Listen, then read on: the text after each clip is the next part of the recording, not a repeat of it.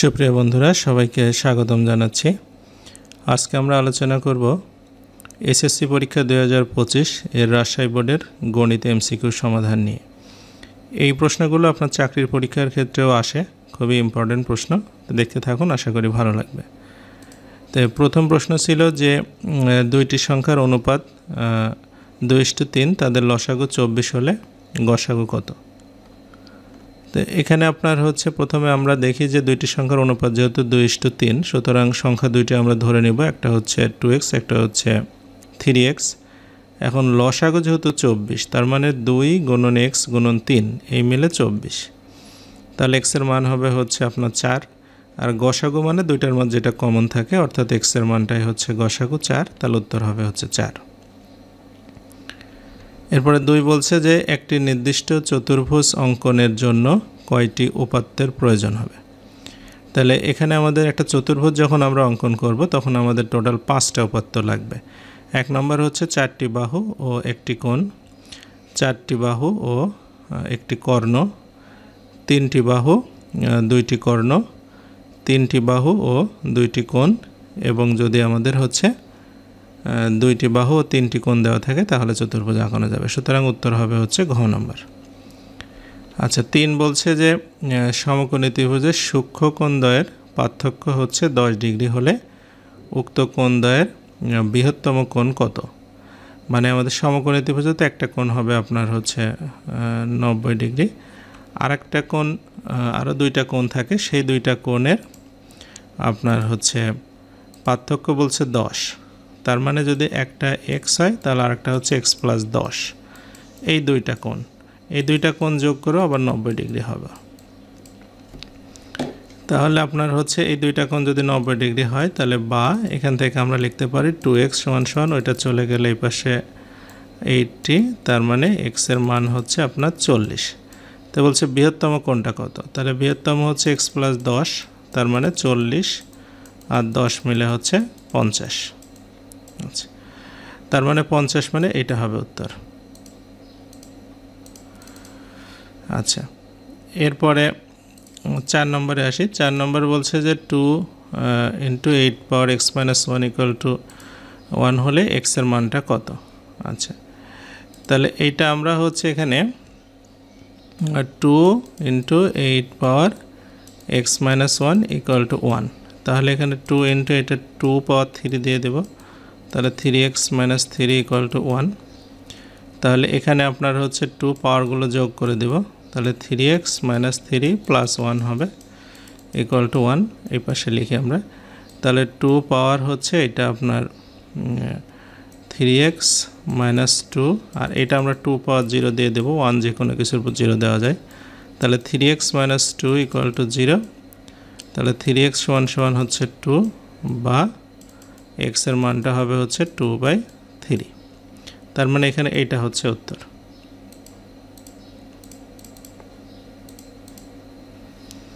এরপরে 5 নম্বরে যাই। 5 নম্বরে বলছে ফাংশন x = x² -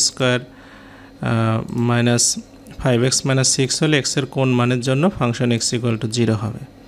তো এইটা আমরা হচ্ছে এখানে x² - 5x - 6 এটার উৎপাদক বের করলে আমরা বুঝতে পারবো। তাহলে এখানে x² - 6x + x - 6, তাহলে x কমন নিলে x - 6, আর এখানে যদি আমরা +1 কমন নিই x - 6, তাহলে x + 1 আর একটা হচ্ছে x - 6। তার মানে x এর মান একটা হবে আপনার হচ্ছে -1 আর একটা হবে x এর মান 6, এই দুইটা বসালে 0 হবে। তো এখানে আপনার আছে হচ্ছে -1 আর 6 হচ্ছে এইটাতে, তার মানে গ নম্বর হচ্ছে উত্তর। আচ্ছা, 6 নম্বর বলছে যে ABC একটা সমবাহু ত্রিভুজে BD = 2 হলে AD এর দৈর্ঘ্য কত? BD মানে 2 এইটা, আর যেহেতু সমবাহু ত্রিভুজ তাহলে এখানে 60 ডিগ্রি হবে, সবগুলো 60 ডিগ্রি করে। তাহলে এখানে আমরা যদি আপনার হচ্ছে বের করতে হবে AD, তাহলে আমরা 60 ডিগ্রি লম্ব আর ভূমি আছে এখানে, তাহলে আমরা এখানে যদি tan θ নেই, অর্থাৎ tan 60 ডিগ্রি, tan 60 ডিগ্রি মান হচ্ছে আপনার tan 60 ডিগ্রি মানে আমাদের লম্ব বাই ভূমি, তাই না? তাহলে লম্ব হচ্ছে এখানে AD আর ভূমি হচ্ছে BD, তাহলে tan 60 ডিগ্রি মান হচ্ছে √3, এডি বাই হচ্ছে বিডির মান হচ্ছে 2, তাহলে এডির মানটা হচ্ছে আপনার 2√3, অর্থাৎ এইটা হবে উত্তর। আচ্ছা, এরপরে 7-এ আসি। 7 বলছে সুষম ষড়ভুজের শীর্ষবিন্দুতে উৎপন্ন শীর্ষকোণের পরিমাণ কত? ষড়ভুজ মানে 1 2 3 4 5, এটাকে যদি আমরা এদিকে টানি 6 হবে। তাহলে ষড়ভুজের ক্ষেত্রে আপনার বাইরের কোণটা হবে 60 ডিগ্রি, কারণ সবগুলো যেহেতু সমান সমান সুষম, সবগুলো 60 ডিগ্রি করে হবে। তাহলে এইগুলো যদি প্রত্যেকটাই 60 ডিগ্রি হয়, তাহলে আপনার ভিতরের কোণটা হবে হচ্ছে, এই টোটালটা মিলে 180, তাহলে ভিতরের একটা হবে হচ্ছে 120 ডিগ্রি। তো এটাই জানতে চেয়েছে, এটা হবে হচ্ছে 120 ডিগ্রি। আচ্ছা, এরপরে বলছে যে 0.00000786-এর এই লগের পূর্ণক কত? তো লগের পূর্ণক বের করতে হলে আমাদের এখানে দেখতে হবে যে শূন্য আছে কয়টা, 2টা 3 5টা, তাহলে 5টা আরেকটা যোগ করে নিতে হবে, তাহলে 5 যোগ 1, তাহলে টোটাল হবে 6টা। যেহেতু এইটা আপনার হচ্ছে দশমিকের পরে আমাদের মানে শূন্য আছে, এর উপরে এরকম চিহ্ন দিতে হবে, অর্থাৎ হবে এইটা উত্তর। আচ্ছা, এরপরটাতে আসি। 9 বলছে যে 8 সেন্টিমিটার এবং 6 সেন্টিমিটার ব্যাসার্ধ বিশিষ্ট দুইটি বৃত্ত পরস্পর স্পর্শ করলে তাদের কেন্দ্রদ্বয়ের মধ্যবর্তী দূরত্ব কত? আচ্ছা, দুইটা বৃত্ত ব্যাস হচ্ছে একটা 8 সেন্টিমিটার, মানে ধরেন এটা হচ্ছে আপনার 8 সেন্টিমিটার, আর একটা বৃত্ত টাচ করবে মাঝখানে, কিন্তু এটার ব্যাস হবে হচ্ছে 6 সেন্টিমিটার। আচ্ছা, আমি এটা আরেকবার আঁকাই। মানে এখানে বলছে যে দুইটা 8 সেন্টিমিটার ব্যাসার্ধ বিশিষ্ট একটা বৃত্ত, আর একটা হচ্ছে 6 সেন্টিমিটার ব্যাসার্ধ একটা বিশিষ্ট একটা বৃত্ত। মানে ধরেন এটা একটা বৃত্ত, আর একটা বৃত্ত এটার থেকে ছোট হবে কিন্তু টাচ করবে, এরকম একটা টাচ করবে। তাহলে এখানে হচ্ছে আমাদের যদি আমরা এখানে আপনার নেই, একটার হচ্ছে ব্যাসার্ধ এটা 8 সেন্টিমিটার, আরেকটার ব্যাস মানে ব্যাসার্ধ না, ব্যাস হচ্ছে আরেকটার হচ্ছে 6 সেন্টিমিটার। তার মানে ধরেন এইটার কথা যদি আমরা বলি, তাহলে হচ্ছে 6 সেন্টিমিটার ব্যাস, তার মানে ব্যাসার্ধ হবে 3 সেন্টিমিটার। আচ্ছা, তাহলে এইটার ব্যাসার্ধ হচ্ছে 8 ব্যাসার্ধ, এটা 3 সেন্টিমিটার ব্যাসার্ধ। এখন বলছে তাদের কেন্দ্রদ্বয়ের দূরত্ব কত? তাহলে এখান থেকে এটুকু যদি 3 হয় আর এখান থেকে যদি 4 হয়, তাহলে মাঝখানের দূরত্ব 1 সেন্টিমিটার হবে। আচ্ছা, এরপরে আমরা 10-এ আসি। বলছে সাইন 90 ডিগ্রি মাইনাস থিটা, এইটা সমান সমান √3/2 হলে থিটার মান কত? তাহলে সাইন এখানে আছে হচ্ছে 90 মাইনাস থিটা সমান সমান √3/2, তাহলে সাইন 90 ডিগ্রি মাইনাস থিটা মানে হচ্ছে কস থিটা, তাহলে কস থিটা, এটা হচ্ছে কস আপনার হচ্ছে 30 ডিগ্রির মান, সাইন 60 ডিগ্রির মান হলে এটা কস 30 ডিগ্রির মান হবে। তাহলে কস 30 ডিগ্রির মান, তাহলে থিটার মান হচ্ছে আপনার 30 ডিগ্রি, তার মানে হচ্ছে এইটা হবে উত্তর। 11 নম্বরে বলছে যে পরিসীমা ও একটি কোণ দেওয়া থাকলে নিচের কোণটি আঁকা সম্ভব। তাহলে পরিসীমা হলে 4 ভাগে ভাগ করা যাবে আপনার হচ্ছে পরিসীমাকে, আর একটা কোণ মানে রম্বসের কোণ দেওয়া থাকবে, তাহলে সমান 4টা যেহেতু বাহু হবে, তাহলে রম্বস আঁকানো যাবে। এরপরে হচ্ছে বলছে ত্রিভুজ LMN ও PQR সদিশ ত্রিভুজ, MN আর QR 4:5 হলে PQR LMN এর এটার অনুপাতটা কত? তো এইটার নিয়ম হচ্ছে সদিশ ত্রিভুজের ক্ষেত্রে আমরা জানি হচ্ছে যে আপনার তাদের ক্ষেত্রফলের অনুপাতটা হবে হচ্ছে তাদের অনুরূপ বাহুগুলোর অনুপাতের বর্গের সমান। তাহলে এখানে হচ্ছে 4:5 আছে, তাহলে 4 4 16:25 হবে, কিন্তু ওখানে বলে দিছে PQR আর LMNটা উল্টা করে দিছে, তাহলে এটা হচ্ছে 25:16 হবে। আচ্ছা, 13 বলছে যে একটি সমবৃত্তভূমিক বেলনের ভূমির ব্যাসার্ধ 5 সেন্টিমিটার, উচ্চতা 6 সেন্টিমিটার হলে ভূমির ক্ষেত্রফল হচ্ছে 25 পাই বর্গ সেন্টিমিটার। তারপরে বলছে আয়তন হচ্ছে 150 পাই ঘন সেন্টিমিটার, বা বক্রতলের ক্ষেত্রফল 60 বর্গ সেন্টিমিটার, মানে কোনটা হবে আর কি। তাহলে এখানে হচ্ছে আপনার প্রথমে আমরা দেখি ভূমির ক্ষেত্রফল, মানে সিলিন্ডারের, এখানে যদি একটা সিলিন্ডার আমরা আঁকাই, তাহলে ওনারা বলছে ভূমির ব্যাসার্ধ হচ্ছে এটা 5, তাহলে ভূমির ক্ষেত্রফল হবে হচ্ছে পাই আর স্কয়ার, ভূমি যেহেতু একটা হচ্ছে বৃত্ত, তাহলে হচ্ছে পাই ইন্টু 5 স্কয়ার, মানে 5 5 25, তাহলে এটা হচ্ছে 25 পাই, তার মানে এটা ঠিক আছে, 1 নম্বরটা হচ্ছে ঠিক আছে। আচ্ছা, 2 নম্বরটা বলছে আয়তন হচ্ছে 150, আয়তন হচ্ছে পাই আর স্কোয়ার এইচ, আর এর মান হচ্ছে 5, 5 5 25, এইচ এর মান হচ্ছে 6, উচ্চতা হচ্ছে এটা 6, তাহলে হচ্ছে 6 25 150 আর পাই, তাহলে এটাও ঠিক আছে। তারপরে বলছে বক্রতলের ক্ষেত্রফল হচ্ছে আপনার 60 পাই, বক্রতল মানে হচ্ছে 2 পাই আর তার সাথে এইচ, তাহলে 2 পাই আর এর মান হচ্ছে 5, এর মান 6, তাহলে 5 6 30, 60 পাই, তাহলে দেখা যাচ্ছে এটাও ঠিক আছে। তাহলে আমরা 1 2 3কে দাগাবো। আচ্ছা, এরপরে হচ্ছে পরেরটাতে যাই। পরেরটাতে বলছে যে √4x - 7 + 1 = 0 সমীকরণটির সমাধান সেট নিচের কোনটি হবে? আচ্ছা, তো সমীকরণটা যদি আমরা সমাধান করি, এখানে আছে √4x - 7, 1টাকে আমরা ওই পাশে নিয়ে গেলাম, -1 হয়ে যাবে। উভয় পাশে যদি আমরা বর্গ করে দিই তাহলে এটা হবে হচ্ছে 4x - 7 = হচ্ছে 1, তাহলে 4x = হচ্ছে 8, তাহলে x এর মানটা হচ্ছে কত? 2।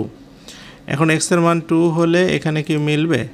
আপনার হচ্ছে এখানে আছে 4x - 7 + 1 = হচ্ছে 0, তাহলে এখানে আপনার হচ্ছে 4 × 2 - হচ্ছে 7 + 1 = 0, তাহলে এখানে 8 থেকে 7 বাদ দিলে 1 হচ্ছে, তাহলে আপনার যদি এখানে 1 এর উপর স্কোয়ার করে এখানে যদি 1 থাকে এটা 0, তার মানে 1 1 হচ্ছে 2 হচ্ছে, এই পাশে 0 হচ্ছে, তাহলে শুদ্ধি পরীক্ষাকরণের সময় এটা মিলে না, তার মানে এই 2 মানটা গ্রহণযোগ্য না, তাহলে এটার কোনো মানে আপনার সমাধান নাই। সমাধান না থাকলে ফাঁকা সেট হবে। ফাঁকা সেট বলতে গেলে আমরা এখানেও আছে এখানেও আছে, তো এইভাবে আমরা ফাঁকা সেট লিখতে পারি অথবা এইভাবে লিখতে পারি, তো এইটা ফাঁকা অবস্থায় আছে, এটা লিখলেই হবে।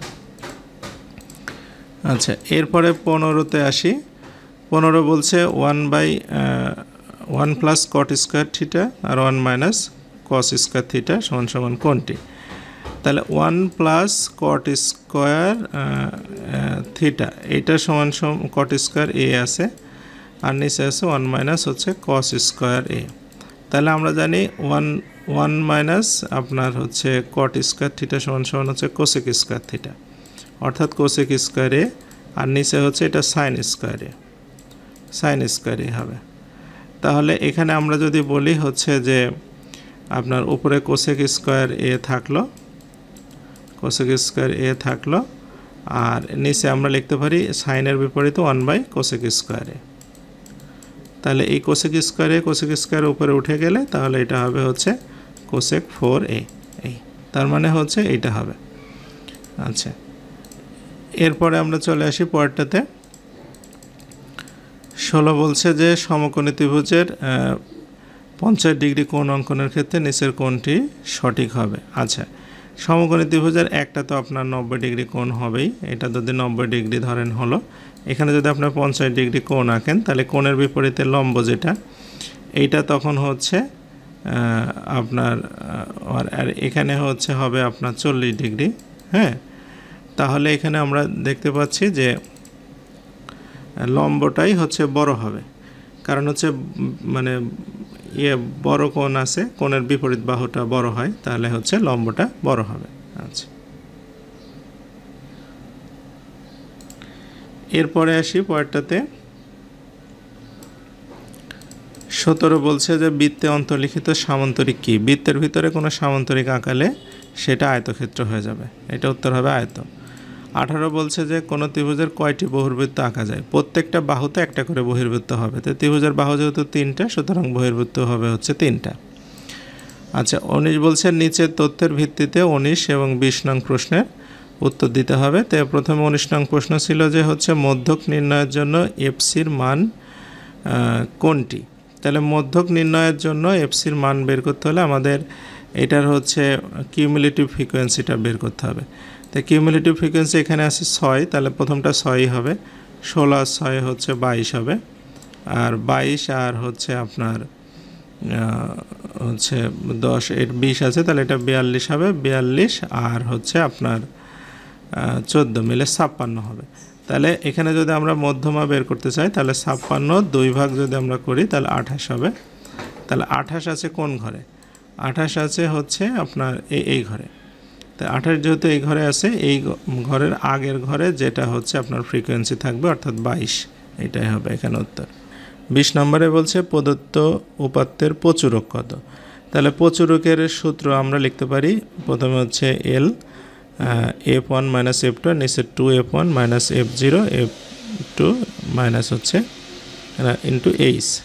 আচ্ছা, তাহলে এখানে আমরা প্রথমে এলটা বের করব। এল হচ্ছে প্রচুরকের সর্বনিম্ন সীমা, প্রচুরক আছে এই ঘরে, তাহলে সর্বনিম্ন সীমা হবে হচ্ছে আপনার 41 প্লাস F1টা হচ্ছে আপনার F1, তাহলে F1টা হবে হচ্ছে 20, মানে ওই ঘরে যেটা থাকে সেইটা ফ্রিকোয়েন্সি, আর হচ্ছে F0টা হচ্ছে আপনার তার আগেরটা অর্থাৎ 16, আর 2 ইন্টু এটা হচ্ছে 20 মাইনাস হচ্ছে আপনার না F1 হবে, হ্যাঁ 2 ইন্টু 20, তারপরে হচ্ছে আপনার F0টা হচ্ছে আপনার 16 আর F2টা হচ্ছে 14, আর এখানে ব্যবধান হচ্ছে 10 করে, তাহলে 10 দিয়ে গুণ করব। তাহলে এখানে হচ্ছে এটা 41 প্লাস হচ্ছে এখানে 16 থেকে আপনার এটা 4 হবে, এটা 40 থেকে হচ্ছে এখানে 30 বাদ দিলে এটা হচ্ছে আপনার 10 হবে, গুণন হচ্ছে এখানে ফ্রিকোয়েন্সি 10, এটা কাটা গেল, তাহলে 41 আর 4 মিলে হচ্ছে 45, তার মানে 45 হচ্ছে এটার আপনার ফ্রিকোয়েন্সি, সরি প্রচুরক। আচ্ছা, এরপরটাতে যাই, বলছে বর্গক্ষেত্রের প্রতিসাম্য রেখা কয়টি। এটা আমাদেরকে একটু বুঝতে হবে। বর্গক্ষেত্রের প্রতিসাম্য রেখা মানে হচ্ছে আমরা যদি এখানে একটা বর্গক্ষেত্র নেই, এই বর্গক্ষেত্রটাকে আমরা চাইলে হচ্ছে আপনার একটা রেখা দ্বারা মাঝখান দিয়ে আমরা ভাগ করে ফেলতে পারি সমানভাবে, হ্যাঁ, তাহলে এটা একটা প্রতিসাম্য রেখা। আবার যদি আমরা এইদিকে দিয়ে চাই এই সমানভাবে ভাগ করে ফেলতে পারি, এটা একটা প্রতিসাম্য রেখা। আবার কর্ণের দ্বারাও এটা সমানভাবে ভাগ করা যায়, এইটা এবং এইটা একটা প্রতিসাম্য রেখা। তাহলে কয়টা হলো? 4টা রেখা হচ্ছে আমাদের প্রতিসাম্য। তাহলে বর্গের প্রতিসাম্য রেখা হচ্ছে 4টা। আচ্ছা, তারপরে 22 বলছে কোনো ধারার প্রথম পদ 8 সাধারণত 2 হলে ধারাটির 8, 10, 12 এই সিরিয়ালে আগাবে কিনা। হ্যাঁ, তাহলে 1 নম্বরটা ইজিলি বলা যাচ্ছে, কারণ প্রথম পদটা 8, তাহলে পরের আপনার হচ্ছে 10 মানে হচ্ছে হবে 2 বাড়বে, তারপরটা হচ্ছে 12 হবে, তার মানে এটা তো ঠিক আছে। ধারাটির দশম পদ হচ্ছে 26, দশম পদ মানে 8 প্লাস দশম পদ মানে 9 এর সাথে অন্তর্গুণ করলে হবে, তাহলে 18 আর 8 26, তাহলে এটাও ঠিক হচ্ছে। আচ্ছা, তার মানে 1 আর 2 যেটাতে আছে সেই দুইটা আমরা অবশ্যই মানে চিন্তা করতে পারি, তাহলে আমরা হচ্ছে এইটা আর এটা বাদ দিতে পারি। এখন 3 নম্বরটা ঠিক আছে কিনা দেখি। বলছে ধারাটির প্রথম 15টি পদের সমষ্টি হচ্ছে 300, তাহলে আমরা সমষ্টির সূত্র হচ্ছে 15/2 হবে, 2 ইন্টু 8, হ্যাঁ, প্লাস হচ্ছে n-1, 15 মানে 14, 14 সাথে 2 গুণ। আচ্ছা, তাহলে এখান থেকে যদি আমরা 15/2 আর 2 যদি আমরা কমন নিই, তাহলে 14 আর 8 মিলে 22 হবে এটা। তাহলে এটা যদি কাটা যায় তাহলে 330 হবে, 300 না, তাহলে এটা ঠিক নেই। তাহলে আমরা হচ্ছে দাগাবো আপনার 1 আর 2, এইটা ক নম্বর। আচ্ছা, এরপরে আমরা হচ্ছে 23-এ আসি। বলছে লগ আপনার 3 পাওয়ার 3 ইন্টু 3√3 হলে এই লগের এটার মানটা কত। তাহলে এটা ভাঙার ক্ষেত্রে এখানে লগ 3, তাহলে এখানে আপনার 3, এইটা যদি আমরা ভেঙে ফেলি তাহলে 3-এর উপরে 1/3 হবে। তাহলে এখানে আমাদের হচ্ছে লগ 3 আর এটা 3-এর উপরে এখানে পাওয়ার 2টা যোগ করব 1/3, তাহলে লগ 3 পাওয়ার হচ্ছে 3 পাওয়ার হচ্ছে 4/3 হবে। তাহলে 3 যেহেতু মিলে গেল তাহলে 4/3 হবে এটার আনসার। আচ্ছা, এরপরে 24-এ বলছে নিচের কোনটি বিচ্ছিন্ন চলক। বিচ্ছিন্ন চলক হচ্ছে যেগুলোর ভগ্নাংশ আকারে হয় না, যেমন বয়সের 3 বছর 6 মাস হতে পারে, ওজনের 4.5 কেজি হতে পারে, উচ্চতা 5 ফুট 6 ইঞ্চি এরকম হতে পারে। জনসংখ্যার ক্ষেত্রে এটা হবে না, তাহলে জনসংখ্যায় হবে উত্তর। আচ্ছা, 25-এ বলছে নিচের কোনটি স্বাভাবিক সংখ্যা। স্বাভাবিক সংখ্যা হচ্ছে এখানে 3 হবে, কারণ হচ্ছে পূর্ণ সংখ্যা যেগুলো 1-এর উপর থেকে সেগুলোকে আমরা 1 থেকে শুরু করে উপরেরগুলোকে স্বাভাবিক সংখ্যা বলি। তারপরে এখানে বলছে 4, 5, 6, 7, 8 সেটটির প্রকৃত উপসেট কয়টি। তাহলে এখানে আপনাদের উপসেট আছে কয়টা, এখানে 2 এর উপরে আমাদের এগুলো 1, 2, 3, 4, 5 দিলে হবে হচ্ছে 32টা সেট, সেখান থেকে একটা বাদ যাবে যেহেতু প্রকৃত বলছে, তাহলে এটা হবে হচ্ছে 31টা। আচ্ছা, এরপরটাতে যাই।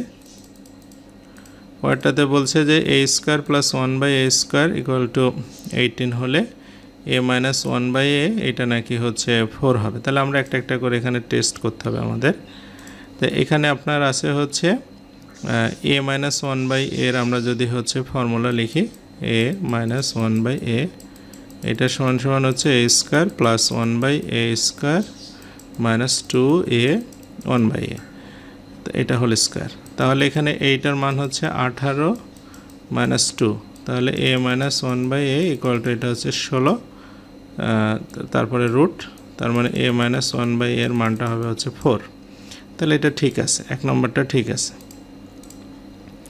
আচ্ছা, এরপর আমরা যদি পরেরটা দেখি, বলছে a প্লাস 1/a এর মান কত হবে। a plus 1/a whole square সমান সমান হচ্ছে a minus 1/a whole square plus 4 into a 1/a।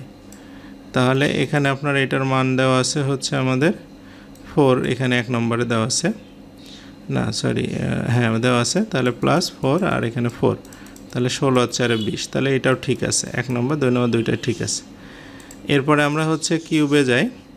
কিউবের ক্ষেত্রে আপনার হচ্ছে আমরা সূত্র লিখে ফেলি, a কিউব মাইনাস 1/a কিউবের সূত্র হচ্ছে a minus 1/a whole cube হচ্ছে plus 3a 1/a a minus 1/a।